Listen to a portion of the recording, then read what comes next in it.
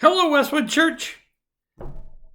Pastor Scott here with my Tuesday update, and a little later than usual because it finally feels like spring has sprung, doesn't it? I mean, I had to get out in the world a little bit today on this beautiful afternoon. I mean, after that crazy one-day return to winter that we had last week, today was warm, the sun was bright, things are growing. Spring.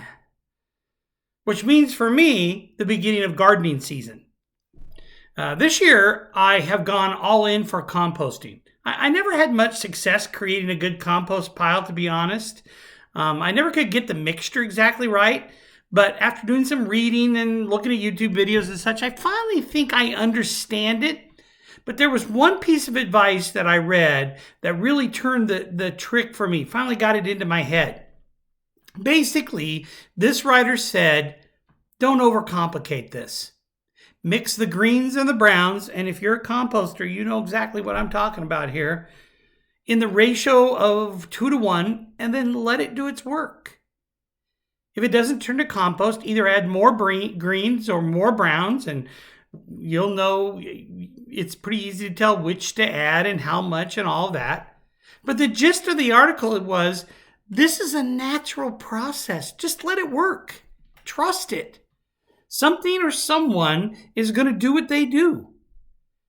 Now, we have to cooperate a bit, of course. We have to take the right stuff in the right mix. But when we do that, leaves and table scraps and grass clippings and all the rest becomes deep, rich compost that feeds our gardens.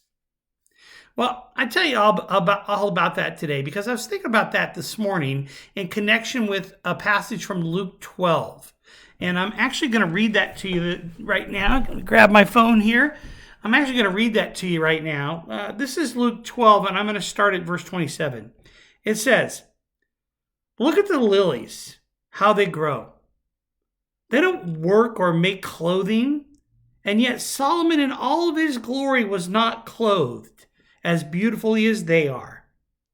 And if God cares so wonderfully for the flowers that are here today and thrown into the fire tomorrow, he'll certainly care for you. Why do you have so little faith?" As my composting history will attest, I have a tendency to want to over control. I want to make all the decisions. I want to initiate the action. Why?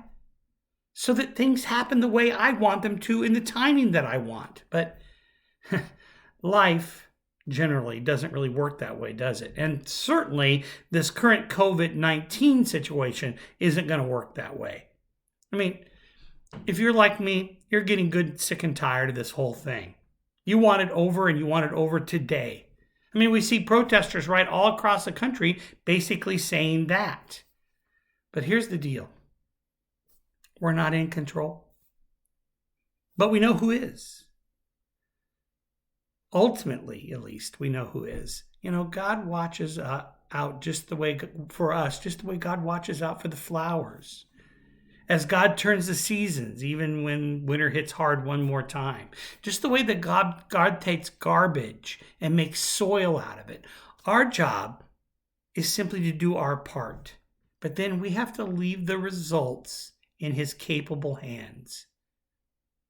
So remind me of that, will you, on these days when I'm going crazy by my helplessness over this coronavirus thing and all the decisions that are being made around that affect us that I don't have anything to say about. Remind me who's really in control. Well, a couple of updates.